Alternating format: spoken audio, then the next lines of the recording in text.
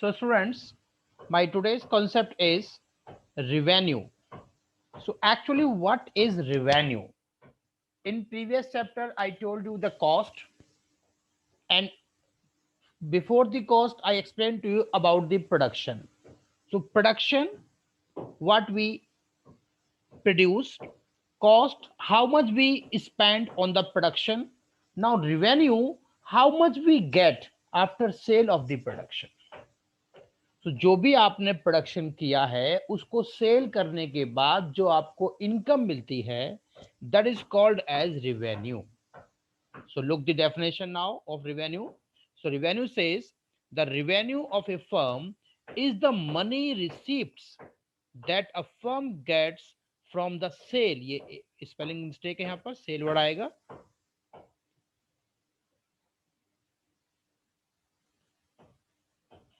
From the sale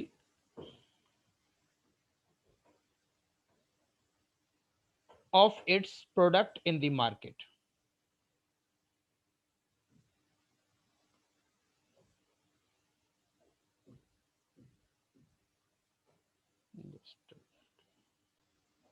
So from the sale of its product in the market, there are three concepts of revenue. So आपने so total revenue, there are three concepts of revenue. The first one is total revenue. The total revenue means the revenue that a firm gets by selling a given quantity of product is called total revenue. So आपके पास जितनी भी quantity थी, आपने उनको cell किया. Cell करने के बाद जो आपको मिला, that is called as is total revenue. The total revenue is the sum of all sale receipts और इनकम ऑफ ए फर्म. तो जितनी भी आपने फर्म है, आपने गुड्स हैं सेल किए. सपोज करो आपके पास एक प्रोड्यूसर है और उसने 10 शर्ट बनाए और उसने उस 10 शर्ट को 100 रुपीज पर शर्ट के हिसाब से मार्केट में सेल किया. तो 10 इंटू 100 जो आएगा 1000. This is total revenue. So total revenue, the formula is total units sold there multiplied by their price. तो प्राइस से आप उससे मल्टीप्लाई करेंगे तो you will get the total revenue. Now T R A R multiply by Q, ये भी formula होता है. और एक और फॉर्मूला है MRN plus MRN plus 1 and so and so. तो इसका सम भी आपके पास MR का सम TR होता है. तो दीज आर द थ्री फॉर्मूले फॉर टोटल रिवेन्यू. इसके बाद आप अगर डायग्राम की बात करें तो इसका डायग्राम डाउनवर्ड बैंडिंग होता है. दैट मींस पहले तो धीरे धीरे अप जाएगा, उसके बाद इसको आप डाउनवर्ड लेकर आएंगे. This is the total revenue. तो आप वाई एक्सिस पे टीआर मेंशन करेंगे, इधर आप यूनिट्स मेंशन करेंगे. सो टीआर का मतलब आपको आया कि टोटल रिवेन्यू का मतलब होता है कि सेल करने के बाद जो आपको मिलता है, और टीआर का मतलब है टोटल जो मिला, जो भी आपने सेल किया उससे जो भी आपके पास इनकम आई है वो है आपके पास total revenue. So please take the screenshot for this one. Now students, the second concept is marginal revenue. So look, what is marginal revenue? So marginal revenue is the change, point to be noted, marginal revenue is the change in total revenue which results from the sale of one more or one less units of a commodity. That means अगर आपके TR में कितना change आ रहा है एक extra cell करने से या एक्स्ट्रा कम सेल करने से. So according to Ferguson, marginal revenue is the change in total revenue which results from the sale of one more or one less units of output. तो इसका फॉर्मूला बिल्कुल same वैसा ही है जैसा एमसी का जो था, बस यहाँ पर सी की जगह पर आर आ गया है. तो M R is T R N minus TRN minus 1. वहां पर था TC, अब यहाँ पर TR हो गया. और है MR equal to delta TR by delta Q. ये होते हैं MR निकालने के फॉर्मूले. MR के हम डायग्राम की बात करें तो MR generally downward slope straight line form में होगा. तो आपके पास इस तरह से आप एमआर का डायग्राम ड्रॉ कर सकते हैं। तो ये एमआर का डायग्राम और भी सेंस में होता है, पर डिपेंड्स करते हैं डिफरेंट कंडीशंस में। तो एमआर हमारा इस तरह से भी हो सकता है कि पहले अप जाएगा बाद में डाउन जाके, इस तरह से भी एमआर का डायग्राम होगा। तो this is also called MR. तो आपका स्ट्रेट लाइन डाउनवर्ड भी एमआर है और इस तरह से भी एमआर है। तो now student, the third concept is average revenue. So look, average revenue is the same thing. What is in ordinary language is called price per unit. So price per unit is called as average revenue. So price per unit and average revenue are therefore synonyms terms. According to MC Connell, average revenue is the per unit revenue received from the sale of a commodity. तो formula है AR divide by TRQ। तो TR को quantity से divide कर देंगे और ये आपके पास नोट है, AR is always equal to price, so it is also known as price. तो AR की वैल्यू हमेशा प्राइस होती है। इसका जो डायग्राम है वो डाउनवर्ड स्लोप करता है कि जितनी ज्यादा यूनिट्स होंगी उतनी हिसाब से ये स्लो करेगा, तो इसलिए ये हमेशा प्राइस के इक्वल होता है। तो AR और प्राइस सेम थिंग होते हैं। So the next question for the exam point of view, that explain the relationship between AR and MR curve of a firm under perfect competition। तो perfect competition में AR MR कैसा होता है ये आपको बताना है। तो लुक, पहले परफेक्ट कंपटीशन होता क्या है पहले तो ये जान लीजिए। So perfect competition a firm only A price taker. That means जो भी प्राइस मार्केट में सेट होगा वो फर्मों को एक्सेप्ट करना होता है। It can sell any number of units of output at the prevailing price. ये एक सेम प्राइस पे जितनी चाहे उतने यूनिट्स को सेल कर सकते हैं। If a firm tries to sell at a price higher than the market price, it will lose all its customers. Therefore, they are fully aware of the market conditions. In other words, no firm under perfect competition can charge a price higher than the prevailing price। तो जो price set कर दिया है उससे ज्यादा price पर कोई भी फर्म अपने गुड्स को सेल नहीं कर सकती है। ऐसे मार्केट को परफेक्ट कंपटीशन मार्केट कहते हैं। So not it can afford to charge a price less than the prevailing. ना तो कम ले सकता है और ना ही प्राइस को ज्यादा ले सकता है। अगर प्राइस सेम होंगे तो लुक इन द शेड्यूल, देखिएगा हमारे पास ये यूनिट्स है, ये प्राइस है, सेम प्राइस। तो इसको हमने इससे मल्टीप्लाई करके आपका टीआर आ गया, टीआर का डिफरेंस एमआर आ गया और TR AR TR by Q होता है। तो आपने देखा कि प्राइस सेम होने की वजह से आपका जो एआर एमआर है वो भी एक दूसरे के इक्वल है। तो ये इसका टेबल और जो डायग्राम होगा that will be parallel to x axis. तो this are the diagram for AR MR और ये है इसका शेड्यूल।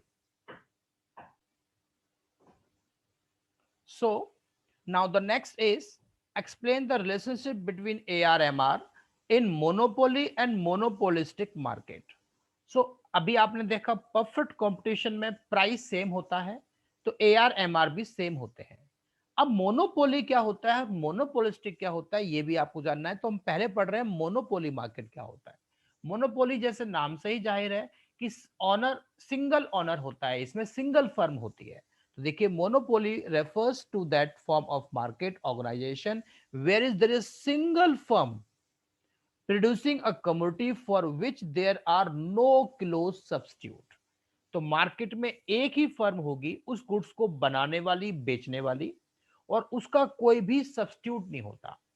तो ये मार्केट एक प्रकार से काल्पनिक है, ऐसा कोई मार्केट एग्जिस्ट नहीं करता जो सिंगल फर्म हो। लेकिन फिर भी अगर हम एग्जांपल देने की बात आए तो वो है हमारा इंडियन रेलवे, या फिर हम बात करें कि आपके एरिया में BSES राजधानी।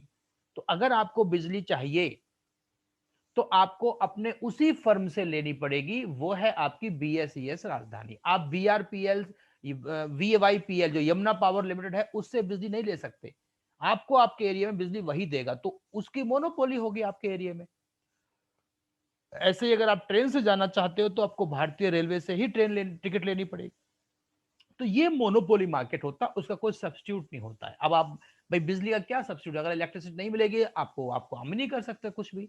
तो लेकिन फिर भी ऐसा आप क्योंकि और भी फर्में हैं जो ये दे रही है, पर एक कंडीशन है कि वो आपके एरिया में नहीं दे रही है। तो दिल्ली को अलग अलग कैटेगरी में डिवाइड कर दिया गया है।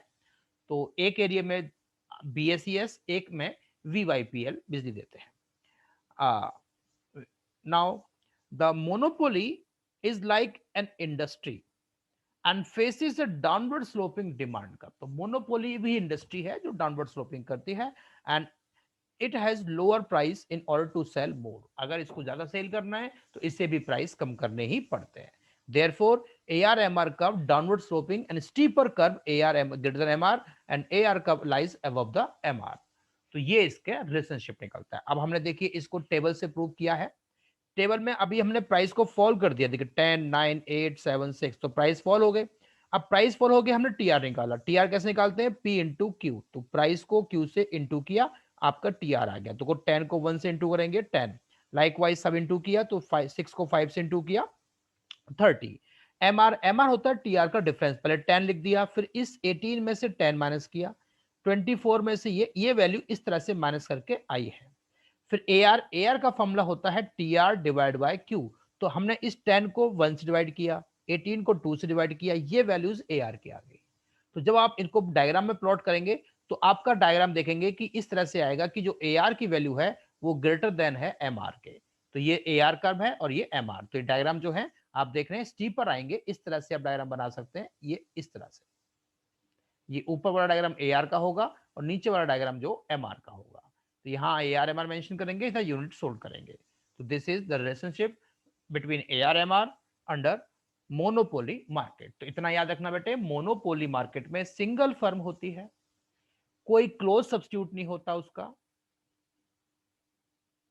और जितनी भी मार्केट में गुड्स सेल करनी है उनको उसी प्राइस पे, जो प्राइस अगर ज्यादा सेल करना है तो वो कम कर सकती है प्राइस को। आप इसको स्क्रीन को पॉज करके पढ़ सकते हैं। Now the next concept is monopolistic. तो 3 मार्केट बताए मैंने आपको। एक बताया कुछ देर पहले, जैसे अभी ये पूछ रहा था, परफेक्ट कंपटीशन। परफेक्ट कंपटीशन, इसमें क्या होता है? प्राइस सेम होता है, प्राइस चेंज नहीं कर सकते आप, और फर्में बहुत सारी होती हैं। फिर बताया मोनोपोली। मोनोपोली में एक सिंगल फर्म होती है, एक ही फर्म होगी, और अगर उसे भी ज्यादा सेल करना है तो प्राइस कम करना पड़ेगा।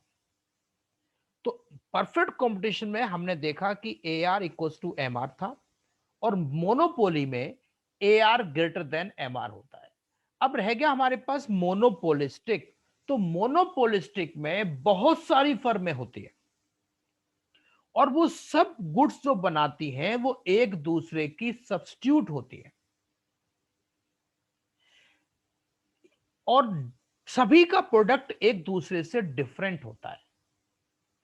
So on the other hand, monopolistic competition is a market situation in which there are many sellers of a particular product, but the product of each seller is some way differentiated to each other. तो है बहुत सारे, लेकिन सबका product एक दूसरे से अलग होगा। So in this market, AR curve downward slope करते हैं, फ्लैटर कर्व होता है, और AR ग्रेटर देन MR होगा। तो हमने टेबल सेम उसी फॉर्म बना दिया। देखिए प्राइस कम किया 10, 9.5, 9, 8.5, 8, फिर TR MR AR निकाल दिया, और उसी तरह से डायग्राम। तो बिल्कुल सेम कॉन्सेप्ट है, जो मोनोपोली में होगा वही मोनोपोलिस्टिक में होगा।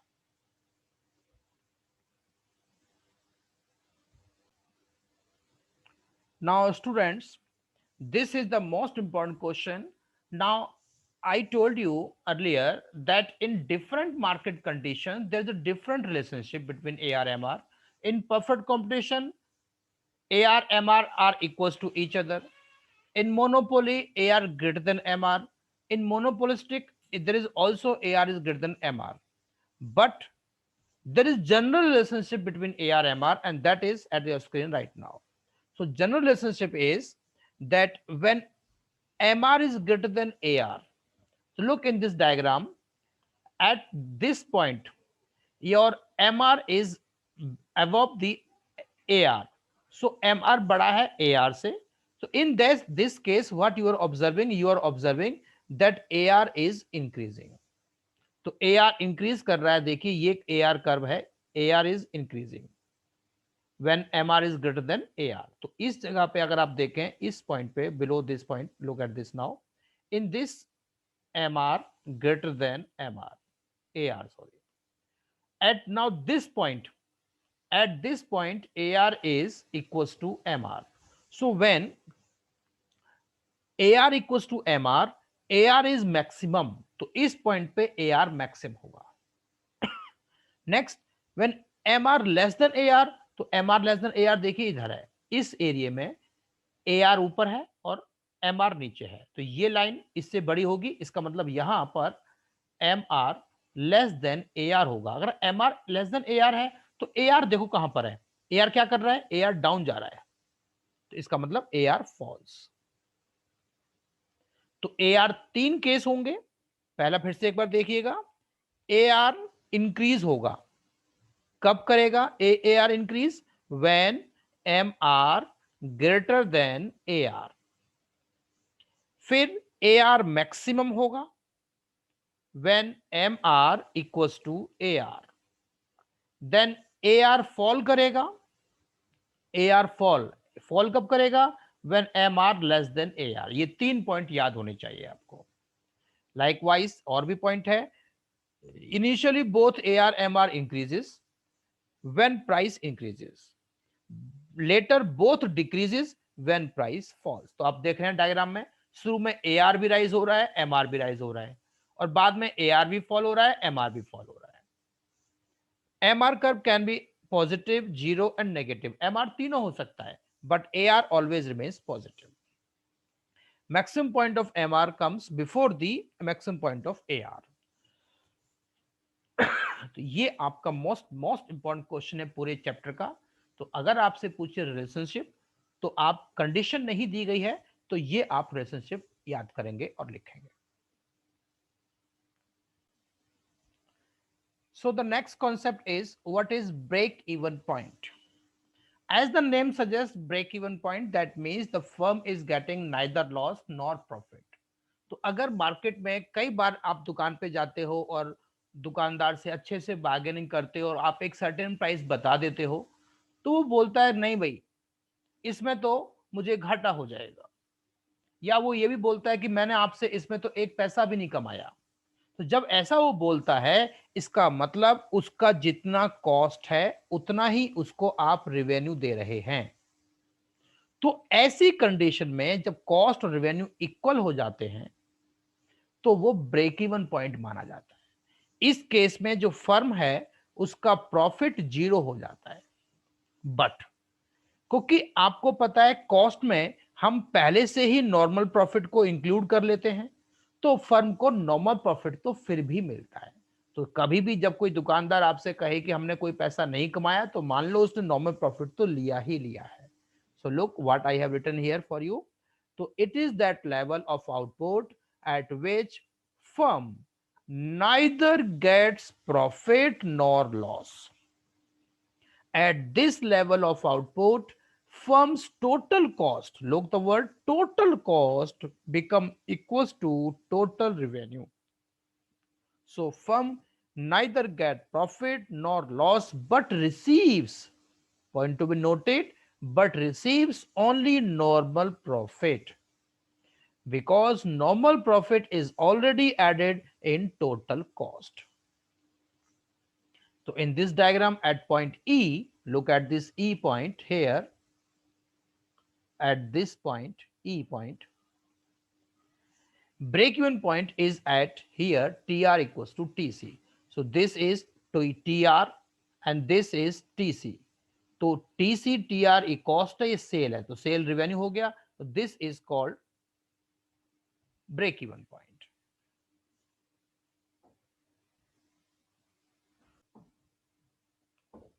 So students, now the next one concept of revenue is relationship among TR, AR, MR। अब तीनों को एक साथ अगर आप रिप्रेजेंट करेंगे तो क्या रिलेशनशिप है, तो तीनों को रिलेशनशिप का डायग्राम हमारा कुछ इस तरह से है। तो आप इसको अपने आप भी ड्रॉ कर सकते हैं। उसकी पहचान कुछ इस तरह से है। आप क्या करें, सबसे पहले देखिएगा, पहले आप एम आर बनाइए, फिर ए आर बनाइए।